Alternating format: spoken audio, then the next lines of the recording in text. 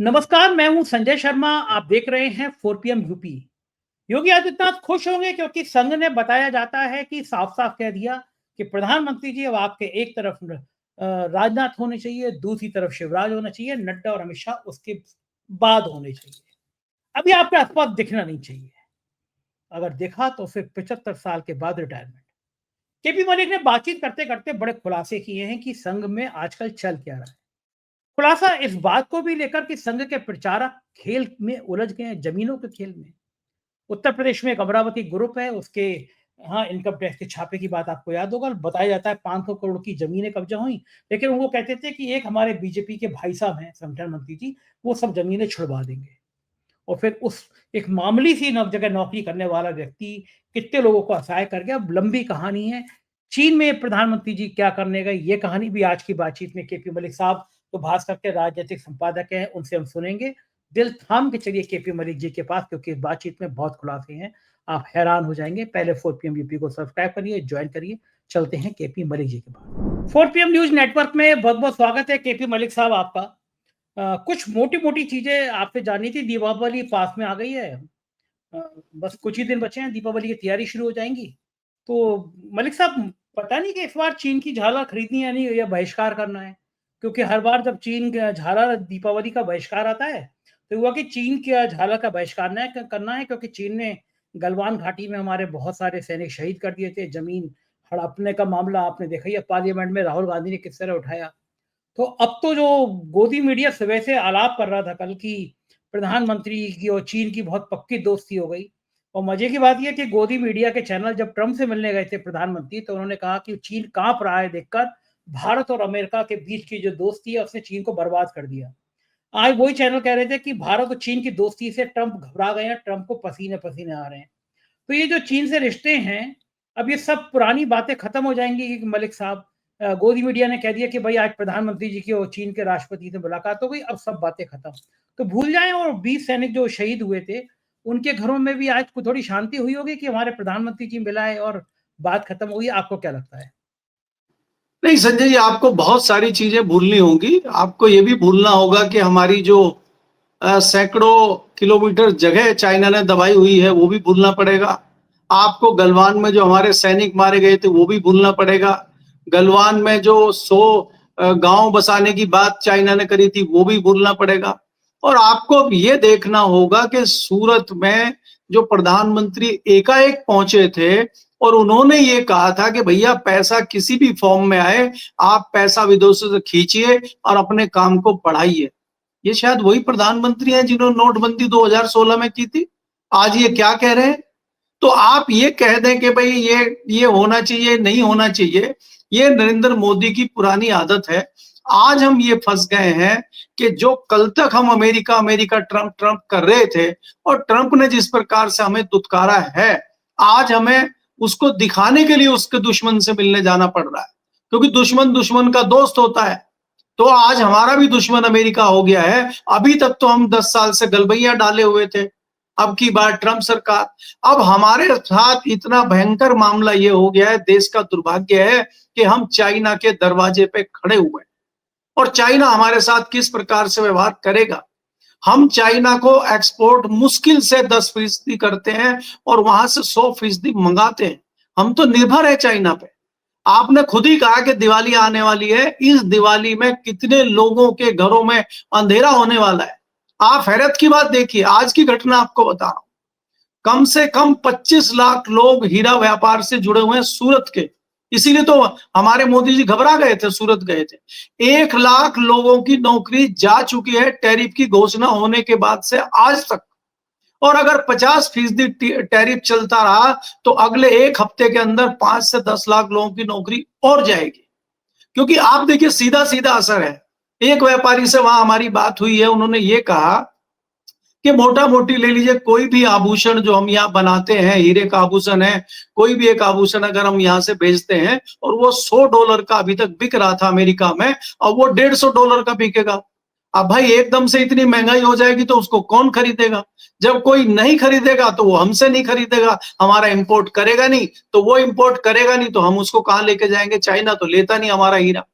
तो अगर हमें ये सारी चीजों की दिक्कतें होंगी तो हमें अपनी फैक्ट्रियां बंद करनी पड़ेगी, कारखाने बंद करने पड़ेंगे, और इसमें ये होगा कि जो 25 लाख लोग इस चीज से जुड़े हुए हैं उनके घरों में इस दिवाली पे अंधेरा होगा। और कई लोग जो इन पर कर्जे हैं, चाहे वो मकान की किस्त हो, चाहे वो गाड़ी की किस्त हो, चाहे वो दूसरे कर्जे हो, कई लोग सुसाइड भी कर सकते हैं। इस तरह की आशंका भी उन्होंने जताई है। तो हम देश को कहां पे ले आए? क्या ये लड़ाई खाली अडानी जी को बचाने के लिए लड़ी जा रही है या देश को बचाने के लिए लड़ी जा रही है? हमें ये भी देखना होगा, क्योंकि जिस प्रकार से चाइना के साथ हमारे रिश्ते गंभीर हो गए थे, हमें ये नहीं भूलना चाहिए कि डिप्टी आर्मी चीफ ने कहा था कि जो ये लड़ाई चल रही है पाकिस्तान के साथ, ये तो पाकिस्तान सिर्फ मोहरा भर है, असली लड़ाई तो पर्दे के पीछे से चीन लड़ रहा है। ये तो कोई बहुत पुरानी बात हो नहीं गई है, ये तो बिल्कुल नई बात है। तो क्या अब वो डिप्टी जो चीफ है सेना के, वो अपना वक्तव्य वापस लेंगे या मोदी जी उनको कुछ सजा देंगे, वो झूठ बोल रहे थे? तो ये सारी चीजें हैं, तो हम कैसे बैलेंस करेंगे? और क्या ट्रंप साहब अभी शांति से बैठेंगे या कुछ और करेंगे? क्योंकि उनके भी विदेश मंत्री का बयान आया है कि भारत के साथ जल्दी हमारे हालात ठीक हो जाएंगे। अगर हमारे हालात अमेरिका के साथ ठीक हो जाएंगे और हम चाइना के साथ गलबैयां कर रहे हैं, तो ये रायता नहीं फैल जाएगा। ये कैसे होगा फिर? दोनों के साथ आप कैसे दोस्ती कर सकते हैं? तो ये जो है हड़बड़ाहट में हम क्या कर रहे हैं, क्या नहीं कर रहे हैं, मुझे लग रहा है इसमें देश को सोचने की जरूरत है। बहुत सारे सवाल हैं जो पक्ष विपक्ष की तरफ से उठ रहे हैं, लेकिन मोदी जी मुझे लगता है सिर्फ अडानी को बचाने के चक्कर में देश को आग में झोंकने का काम कर रहे हैं, मुझे ऐसा लगता है। बिल्कुल ठीक बात है कि पूरे देश का सामने सवाल ये खड़ा हो रहा है कि आखिर रणनीति क्या है, क्या कह रहे हैं। अच्छा, आपको क्या लगा जब इतना बढ़िया मौका था तो प्रधानमंत्री को ये नहीं पूछना चाहिए था कि भैया चीनी भाई, हम मैंने तुम्हें चाय बना के पिलाई थी अपने हाथ से जब तुम आए थे, मैंने झूला झुलाया था। लेकिन अभी जब पाकिस्तान ने इतनी बड़ी घटना कर दी, पुलवामा पहलगाम वाली घटना हो गई, तो तुम पाकिस्तान के संग क्यों खड़े हो गए झड़प में? तुम खुल के पाकिस्तान के साथ क्यों आ गए? तुमने हमारे राफेल पे हमला क्यों करा दिया? ये सब बातें नहीं करनी चाहिए पाकिस्तान के मामले पे चीन को क्यों नहीं कर पाए? प्रधानमंत्री जी तो बड़े बहादुर टाइप के हैं, कहते हैं 56 इंच का सीना है। वो सीने की कुछ चौड़ाई-वौड़ाई कुछ कम हो गई मलिक साहब, मामला क्या है? नहीं संजय जी, वो तो 56 इंच का सीना तो आपने देख लिया, चाहे वो पाकिस्तान के सामने हो, चाहे ट्रंप के सामने हो। और आप जिस तरह की बात कर रहे हैं कि चाइना के राष्ट्रपति से वो इस तरह की चीजें पूछें, क्या आपको लगता है इतनी हिम्मत है? और वो पलट के नहीं पूछेंगे? क्या आपने झूला झुलाने के बाद क्या किया? आप अमेरिका की गोद में जाके बैठ गए? वो नहीं पूछेंगे। आपने जिस प्रकार से किया कि आप ट्रंप का चुनाव जिताने पहुंच गए, और आप तो ट्रंप के भी नहीं हुए। जब ट्रंप चुनाव हार गए, तो आप हारे हुए ट्रंप से मिलने नहीं गए। तब जो दूसरे तत्कालीन राष्ट्रपति अमेरिका के थे, उससे मिलके आ गए, और आपने तो ट्रंप को भी धोखा दिया। तो ये तो चाइना के राष्ट्रपति भी जानते हैं। चाइना के राष्ट्रपति इस तरह की बात नहीं पूछ रहे हैं, उनको जरूरत भी नहीं है पूछने की। चाइना के लिए तो ये बहुत अच्छा मौका है। आप मजे की बात ये देखिए कि भारत के ऊपर 50% टैरिफ लगा रहे हैं अमेरिका जी, और इधर चाइना के ऊपर 30% है, और वो भी 90 डेज के बाद लगेगा, अभी तक लगा नहीं है। बाकी जो छोटे मोटे देश है, किसी पर 10%, किसी पर 20% है।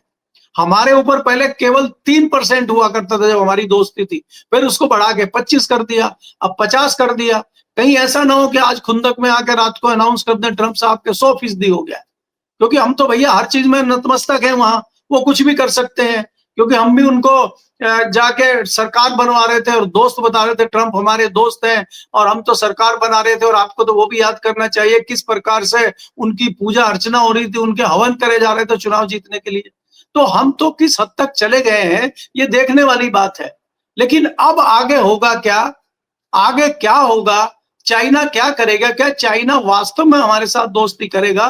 क्योंकि जितना इतिहास हम जानते हैं पिछला 70 साल का, चाइना ने कोई दोस्ती निभाई नहीं है। चाहे नेहरू काल हो, चाहे इंदिरा काल हो, और चाहे आज मोदी काल हो, चाहे वाजपेयी काल हो, हमने कभी चाइना से इस तरह की दोस्ती देखी नहीं है। वाजपेयी जी ने भी कभी चाइना के ऊपर भरोसा नहीं किया, और उन्होंने कोशिश भी नहीं की पिंगे बढ़ाने की चाइना के साथ। अब ये चाइना में क्यों घुस रहे हैं, ये बड़ा सोचने का विषय है। जी। मलिक साहब, मुझे अभी तक याद है और लगभग मैं उन घटनाओं का गवाह रहा हूँ कि जब रक्षा मंत्री थे मुलायम सिंह यादव, उन्होंने खुलेआम कहा था कि हम लोग पाकिस्तान को मजहब के आधार पे कोसते रहते हैं। पाकिस्तान से भी बड़ा दुश्मन हमारा चीन है। ये रक्षा मंत्री के तौर पर मुलायम सिंह यादव का बयान था। और मुलायम सिंह यादव हमेशा कहते रहे कि चीन हमारा बड़ा दुश्मन है। इस पे भरोसा नहीं करना चाहिए। और प्रधानमंत्री जी ने झूला झुलाया, चाय बनाई, उसके बाद एक के बाद एक घटनाएँ हमारे यहाँ होती रहीं। और हम लोगों ने एक बिल्कुल अधिकृत रूप से सत्य वीडियो डाला था कि मैं तो उस घाटी गलवान घाटी के पास तक गया हूँ। पिछले दिनों गलवान घाटी के बहुत बड़े सेना के अफ़सर जिनके टाइम में ये सारा हुआ, वो मैं उनसे मिलने गया था, उनके संग खाना खाया, उन्होंने मुझे पूरी घटना भी बताई थी। मैं वहाँ तक गया भी हूँ उसके पास तक। मैंने देखा है कि वो कितना बड़ा भूभाग पे क्या स्थिति है। हमने वीडियो बनाया तो बाकायदा सूचना प्रसारण मंत्री भारत सरकार ने सीधा यूट्यूब को लिखा, हमारे चैनल को वीडियो हटवाने, प्रतिबंध लगाने के लिए।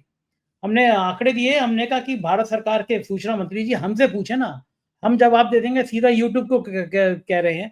मतलब चीन के नाम पे इनकी पसीने आ जाते हैं। चीन का राहुल गांधी ने जिस तरह हवाला दिया और अखिलेश यादव ने आज भी बयान दिया कि चीन पे भरोसा करना ठीक नहीं है, किस तरह हमारी सीमाओं का अतिक्रमण किया गया, क्या वो हमारी ज़मीनें वापस करेगा चीन? बातचीत किस आधार पे हो रही है? आपको क्या लगता है कि क्या ऐसे मुद्दे प्रधानमंत्री जी को उठाने चाहिए और क्या चीन वापस कर देगा हमारी कुछ हड़पी हुई ज़मीनें? नहीं, देखिए ये तो बेकार की बातें हैं इस प्रकार से सोचना कि चाइना हमारे लिए कुछ करेगा, चाइना हमारे लिए एक सॉफ्ट कॉर्नर रखेगा। मैं इसमें बिल्कुल बिलीव नहीं करता, ना इस बात को मानता हूँ। जैसे आपने कहा कि मुलायम सिंह यादव जब रक्षा मंत्री थे, उन्होंने तो स्टेटमेंट दिया था, कहा भी था। मेरी निजी तौर पे बात हुई थी जॉर्ज फर्नांडीज जी से और मेरी अक्सर उनसे बात होती थी। वो बिल्कुल साधारण व्यक्ति थे, चीज़ों को ईमानदारी से, सच्चाई से स्वीकार करते थे। उन्होंने निजी तौर पे बताया था कि हमारी जो है सैकड़ों किलोमीटर, उस टाइम उन्होंने मुझे बताया था कि 250 किलोमीटर ज़मीन हमारी चाइना के कब्जे में है। लेकिन मैं रक्षा मंत्री हूँ, वाजपेयी जी प्रधानमंत्री हैं, हमारी औकात नहीं है कि हम कुछ कर दें। ये उस समय की वो बात उन्होंने स्वीकार की थी। हालाँकि वो ऑफ द रिकॉर्ड थी, उन्होंने छापने से मना किया था, लेकिन मैं इस बात का गवाह हूँ कि उन्होंने मेरे सामने ये बात पार्लियामेंट में अपने कमरे में कही थी। कई सारे जर्नलिस्ट हमारे साथ थे। तो उन्होंने इस बात को स्वीकारा था, कह रहा हम चीन के सामने बहुत बड़ी ताकत नहीं है, युद्ध के क्षेत्र में अगर हम उसका मुकाबला करें, बिल्कुल नहीं कर पाएँगे और हम किसी प्रकार से शांति के साथ अपना समय बिता रहे हैं और हम कोशिश कर रहे हैं कि वो हमारी बाकी ज़मीन पे कब्ज़ा ना कर पाएँ। इसके अलावा संजय जी उन्होंने जो 2-3 चीज़ें उस समय बताई थी, ये जितने हमारे चाइना से मिले हुए छोटे-छोटे स्टेट हैं, वहाँ पे केंद्र सरकार लगातार पैसा भेजती है ताकि वो उनको बरगलाए ना। क्योंकि चाइना की कोशिश रहती है कि जो हमारे छोटे-छोटे प्रदेश वहाँ पे हैं, उनको बरगलाने का काम चीन करता है, उनको अपने साथ लेने की कोशिश करता है। इसीलिए बहुत सारी फैसिलिटी सेंट्रल गवर्नमेंट ने वहाँ के लोगों को दी हुई है। वहाँ के लोगों का कोई इनकम टैक्स ऑडिट नहीं होता, वहाँ के लोगों पे इनकम टैक्स नहीं लगता। उनको इस और जितनी योजनाएँ सेंटर से जाती हैं, उसका आधा पैसा वो खुलेआम वहाँ की सरकारें खाती हैं, फिर भी हमारी सरकार कुछ नहीं बोलती है। क्योंकि हमें पता है कि वो चाइना के प्रभाव में आ सकते हैं। इसके अलावा जो दूसरी चीज़ है, उस टाइम उन्होंने बताया था और हमने देखा भी था, वाजपेयी जी के ज़माने में 3 चैनल स्टार्ट किए गए थे नेपाल के थ्रू, जो भारत फंडिंग करता था उनको। क्योंकि नेपाल के थ्रू चाइना जो है एक प्रोपेगेंडा नेपाल में चलाता था कि चाइना बहुत अच्छा है और भारत आपका दुश्मन है। भारत के खिलाफ एक वो प्रोपेगेंडा वहाँ चलाता था, तो उसको काउंटर करने के लिए भारत ने भी फंडिंग की थी 3 चैनलों को वहाँ के और वो लगातार चैनल कांग्रेस के दौरान तक चल रहे थे। और जैसे ही मोदी जी की सरकार आई, वो चैनल पैनल सब बंद हो गए और आज देखिए आप नेपाल की स्थिति, नेपाल 99% चाइना के कंट्रोल में है। चाइना जो कहता है उसकी भाषा नेपाल जैसा देश बोल रहा है। आप सोचिए, जब हमारे साथ पाकिस्तान का युद्ध चल रहा था, तो नेपाल ने भी हमें सपोर्ट नहीं किया। आप सोचिए, भूटान ने हमें सपोर्ट नहीं किया। हमें सिर्फ एक छोटे से देश ने, किसी ने हमारे हमारे सपोर्ट में एक बयान दिया था, सिर्फ एक कंट्री पूरी दुनिया में। तो ये दुर्भाग्य है हमारे देश का कि हमारी विदेश नीति क्या है। और ये गाहे-बगाए जो सवाल उठते हैं कि हमारे जो विदेश मंत्री हैं, वो चाइना में एम्बेसडर रहे, लगातार चाइना जाते रहते हैं। जब भारत-पाकिस्तान का युद्ध चल रहा था, उसके दौरान भी बीच में हो आए, तो वो क्या करने जाते हैं? ये सारी चीज़ें सवालों के घेरे में हैं। इनके सवालों के जवाब कब मिलेंगे, हम तो उसका इंतज़ार कर रहे हैं। जी। बिल्कुल ठीक बात है मलिक साहब। इस बीच में एक बड़ा सवाल ये भी आया है कि अमेरिका से जिस हद तक रिश्ते खराब होते चले गए, उसमें कई संगठनों पर सवाल खड़े हुए। उसमें राष्ट्रीय स्वयंसेवक संघ भी एक संगठन है, क्योंकि ये हमेशा से माना जाता रहा है कि संघ अमेरिका के प्रति थोड़ा सॉफ्ट कॉर्नर रखता है। कारण ये है कि जो एनआरआई हैं, अमेरिका में बसे हुए हैं, बहुत बड़ा पैसा वो भेजते हैं भारत में और संघ से वो लोग काफ़ी बड़ी संख्या में जुड़े हुए हैं। संघ के अकाउंट का हम लोग सब जानते हैं, कोई ऑडिट नहीं होता, कोई हिसाब किताब नहीं होता, और तो इतना पैसा है कि अब देश के कोने-कोने में संघ के 5 स्टार जैसे ऑफिसेज बन गए हैं। हमने संघ को वो टाइम भी देखा है कि एक राजदूत मोटरसाइकिल होती थी, प्रचारक को ये आदेश होते थे कि 30 के 30 दिन लंच या डिनर किसी व्यक्ति के घर में करना है, जिससे पारिवारिक रिश्ता बना रहे संघ के प्रचारक का और व्यक्तियों का। लेकिन उस बीच में हमने ये दौर बदलते हुए देखा है कि संघ के प्रचारक जो संगठन मंत्री गए बन के भाजपा में, उनके संग कॉलोनाइजर इकट्ठे हो गए, उनके संग बिल्डर इकट्ठे हो गए। भाई साहब कहने लगे। हमारे लखनऊ के एक चर्चित साहब हैं, एक छोटी-सी कंपनी में नौकरी किया करते थे। 20-25 हज़ार रुपए तनख्वाह मिलती थी। एक दिल्ली चले गए वो, दिल्ली में वो बिल्डर-विल्डर हो गए। स्मृति ईरानी के एक पीएवी से दोस्ती हो गई उनकी, और आज की तारीख में वो हज़ारों करोड़ के आदमी हो गए। जाने ना जाने कितने सहाय कर गए लोगों को। फिर बीच में उनके घर पे उनके जो लखनऊ के में उनके सहयोगी जो उनके इनकम टैक्स का छापा पड़ा, लेकिन भाई साहब ने मैनेज करा दिया, जो बीजेपी के संगठन मंत्री जिनके संग नाम जुड़ता है। तो संघ के जो लोग हैं वो माला-माल हो गए, और अमेरिका के प्रति सॉफ्ट कॉर्नर रहा संघ का, ये बात सब जानते हैं। तो क्या संघ अमेरिका में और भारत के जो रिश्ते खराब हो रहे हैं, संघ के माथे पे शिकन आई होगी, चिंता आई होगी? पहला सवाल। और इसी के क्रम में मैं आगे पूछना चाहूँगा कि जो भागवत जी ने यू टर्न लिया है 75 साल की उम्र पे रिटायरमेंट का, इन दोनों विषयों पे आपका क्या मानना है? ये खेल चल क्या रहा है संघ के अंदर? देखिए संजय जी, अगर आप देखें जो आप अमेरिका से संघ के रिश्ते उस तौर पे कहें कि भाई वहां से जो अपने एनआरआई है वो पैसा भेजते हैं, इसमें कोई दो राय नहीं है। भारत के और अमेरिका के जो रिश्ते हैं वो बहुत सहज नहीं होते थे कांग्रेस के जमाने में। आपको याद होगा, चाहे वो इंदिरा गांधी का जमाना हो, चाहे वो राजीव गांधी का जमाना हो, हमारे रिश्ते रशिया के साथ बहुत अच्छे होते थे। रशिया हमारे सपोर्ट में हमेशा रहता था। लेकिन जब रशिया का विघटन हो गया, रशिया थोड़ा कमजोर स्थिति में चला गया, तो एक देश में भी रणनीति ये हुई कि भाई हम क्यों अमेरिका के साथ दुश्मनी मोल लें। अमेरिका सबसे ताकतवर देश है, तो उसके साथ हमारे रिश्ते भले ही बेहतर ना हो, लेकिन अच्छे रिश्ते होने चाहिए, मतलब नॉर्मल रिश्ते तो होने ही चाहिए। तो हमारा एक उस तरह का मानना कम से कम अमेरिका के साथ रहता था। लेकिन अगर इसी संदर्भ में चाइना को देखा जाए, चाइना हमारी लिस्ट में, दुश्मन की लिस्ट में नंबर 1 पे रहता है। पाकिस्तान वाकिस्तान को तो हम कुछ समझते ही नहीं है, चाइना को हम सबसे बड़ा दुश्मन समझते हैं। इस लिहाज से अगर देखा जाए तो अमेरिका के साथ धीरे धीरे हमारे रिश्ते ठीक हो रहे थे, और हमारा व्यापार, इसीलिए मैं आपको कह रहा हूं कि हमारा सबसे ज्यादा व्यापार जहां पे हम चीजें भेजते हैं वो सबसे बड़ा देश अमेरिका ही है। मंगाने को तो जहां से हम सबसे ज्यादा इंपोर्ट करते हैं वो चाइना है, लेकिन हमें जो प्रॉफिट देता है लाखों करोड़ का, वो तो अमेरिका ही देता है। तो अमेरिका के साथ इन रिश्तों की बात इसलिए होती है। रही आपने जो संघ के लोगों की बात करी है कि एक समय वो मोटरसाइकिल पे चलते थे, वो तो आपने प्रचारकों के, जिला प्रचारकों के और मंडल स्तर के लोगों की बात करी है। उससे नीचे के जो लोग होते थे वो साइकिल पे चलते थे। वो जाते थे तो ट्रेन, तख्ते वाली ट्रेन पे 3rd क्लास में वो चलते थे और दूसरों के घरों में खाना खाते थे। मोदी जी ने ये भी विकास किया है ना आरएसएस का, कि आज वो फॉर्च्यूनर में चल रहे हैं, 5 स्टार होटल में रुक रहे हैं, बड़ी बड़ी वो डील कर रहे हैं। आपने खुद ही कहा, आपने एक एग्जाम्पल दिया है खाली लखनऊ का, उत्तर प्रदेश का, क्योंकि आप उत्तर प्रदेश को बारीकी से जानते हैं। ऐसे तमाम उदाहरण वहां क्या रखा है यूपी में, यहाँ देखिए ना आप, गुड़गांव में, हरियाणा में, चंडीगढ़ में। मलिक साहब, ब्यूरोक्रेसी में आपके रिश्ते तो मुझसे भी बेहतर हैं। मालूम करिए, लखनऊ के अमरावती बिल्डर 500 करोड़ की जमीनें इनकम टैक्स ने जब्त करी। भाई साहब के सहयोग से धीरे धीरे करके वो जमीन छुड़ाई जा रही है। जिन वो असहाय साहब की बात कर रहा हूँ, दावा कर रहे हैं, अरे वो हमने उस इनकम टैक्स अफसर वाले को हटा दिया, सब मैनेज करा दिया भाई साहब ने, सारी संजय जी, ये आप लखनऊ की बात कर रहे हैं। लखनऊ उत्तर प्रदेश की राजधानी है, और उत्तर प्रदेश एक लिहाज से देश का सबसे बड़ा राज्य है। छोड़ दीजिए उसको, मेरठ की मैंने कहानी आपको बताई थी, आपके चैनल पे भी चली थी। दो लोग हैं जिनमें से एक भारतीय जनता पार्टी के 500 करोड़ की जमीन का घोटाला कर चुके हैं। 40 से 45 उनके ऊपर एफआईआर है, दर्जनों बार जेल जा चुके हैं, उनका कुछ नहीं बिगड़ रहा है, अभी भी वो कर रहे हैं। और उसमें जमीनें कोई ऐसा नहीं है किसी व्यक्ति की, रेलवे की जमीन है, मेरठ प्राधिकरण की जमीन है, सरकार की जमीन है, उत्तर प्रदेश सरकार की, और किसानों की और गरीब पट्टेदारों की जमीन है, और कोई कुछ नहीं बिगाड़ पा रहा उनका।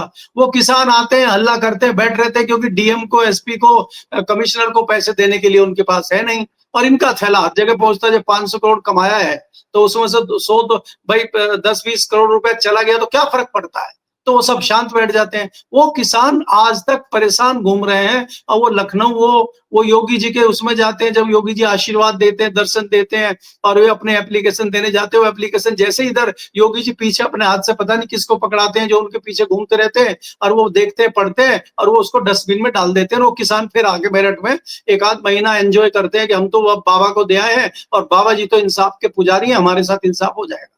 तो ये जो चीजें चल रही हैं, चाहे भारतीय जनता पार्टी हो चाहे संघ हो, आज सबसे ज्यादा करप्शन का अड्डा ये बन चुका है। इसमें कोई हमें बहस करने की, सोचने की, दो राय की बात नहीं है। अब आपने जो तीसरा सवाल पूछा था कि आरएसएस ने, संघ ने उल्टा गेयर क्यों लगाया, रिवर्स गेयर क्यों लगाया, ये वापिस क्यों हो गए हैं। संजय जी, आप समझ लीजिए कि अगर आपसी लड़ाई में सत्ता हाथ से चली गई तो बचेगा तो संघ भी नहीं। या अगर मोहन भागवत 11 तारीख को इस्तीफा दे दें और 17 तारीख को मोदी जी इस्तीफा ना दें तो उस परिस्थिति में क्या होगा। संभावना ये बन गई थी कि तैयारी हो गई थी। आपने मेरा अगर आर्टिकल पढ़ा हो, जन्मे जे करके मैंने लिखा था कि ये तीनों लोग जो है स्वाहा हो जाएंगे। उसमें क्या हुआ कि तैयारी भागवत जी की तरफ से हो गई कि वो खुद इस्तीफा देंगे 11 तारीख को और एक नजीर पेश करेंगे। लेकिन बाद में चर्चा ये हुई कि अगर आपने इस्तीफा दे दिया और मोदी जी ने इस्तीफा ना दिया तो आपने तो रेड कारपेट बिछा दिया, उनकी तो मुश्किलें आसान आपने कर दी और वो तो तुरंत जो है अपने किसी रबर स्टैंप को सर चाणक बना के बिठा देंगे और बम बम उनका शुरू हो जाएगा अगले दिन से। तो उसके बाद फिर उन्होंने एक रणनीति बदली है कि अभी हालात को संभालते हुए थोड़ा सा दूसरा पैंतरा किया जाए। और वो पैंतरा आप पिछले एक महीने से देख रहे होंगे, जहां मोदी जी बैठते थे उनके बराबर में अमित शाह बैठते थे, दूसरी तरफ नड्डा जी बैठते थे, वो कुर्सियां बदल गई हैं।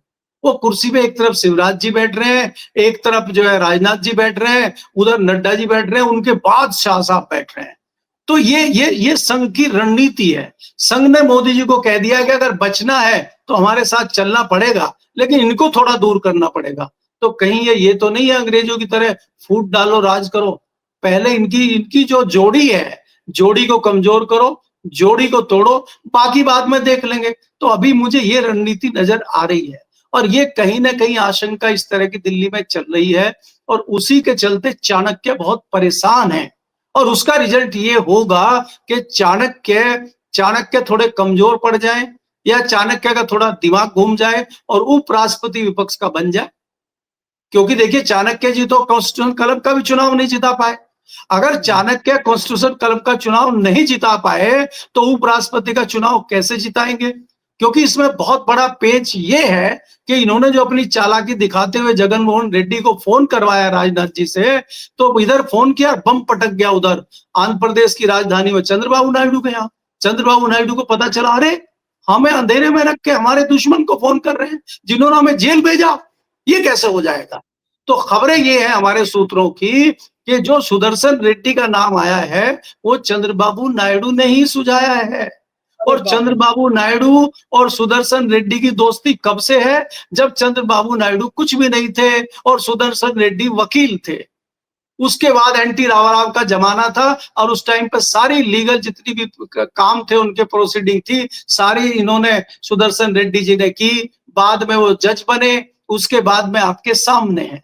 और कहीं ना कहीं अगर ये हालात बनते हैं, आप सोचिए, आंध्रा के सारे वोट, तेलंगाना के वोट और आधे तमिलनाडु के वोट, तो फिर क्या होगा आपके उपराष्ट्रपति जी का। तो आप जो है अभी 9 तारीख तक इंतजार कीजिए, आप चाइना को ठीक कर लीजिए, लेकिन भारत का क्या होगा। अगर आप घर से बाहर रहेंगे और बाहर को ठीक करने निकलेंगे तो पता चला घर की जड़ साफ हो गई। तो ये परिस्थितियां उस तरह की बनी है कि मोदी जी कहां से करें। जैसे आजकल बाढ़ आई हुई है पंजाब में, वो नहर वहां पे ओवरफ्लो हो गई है, तो किसान एक जगह से बंद करते हैं, दूसरी तरफ से पानी टूट जाता है, आगे करते हैं वहां से टूट जाता है, वो संभाल ही नहीं पा रहे हैं और बाढ़ जो है अनकंट्रोल हो गई है वो। और वहां पे जो है इतनी तबाही मची हुई है कि वो ध्यान ही नहीं है। और हमारे जो मुख्यमंत्री है, हमारे जो प्रधानमंत्री हैं, मुख्यमंत्री जी मुंबई घूम रहे हैं और प्रधानमंत्री जी चाइना घूम रहे हैं और किसान वहां बाढ़ में डूब रहे हैं। ये हो रहा है। बिल्कुल सही बात है, बड़ा दर्दनाक और दिल दहलाने वाले ख्याल हैं।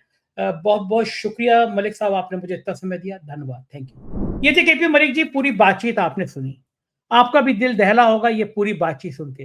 वक्त है आपकी राय का, आपके कमेंट का। कमेंट जरूर करिएगा। शुक्रिया, थैंक यू।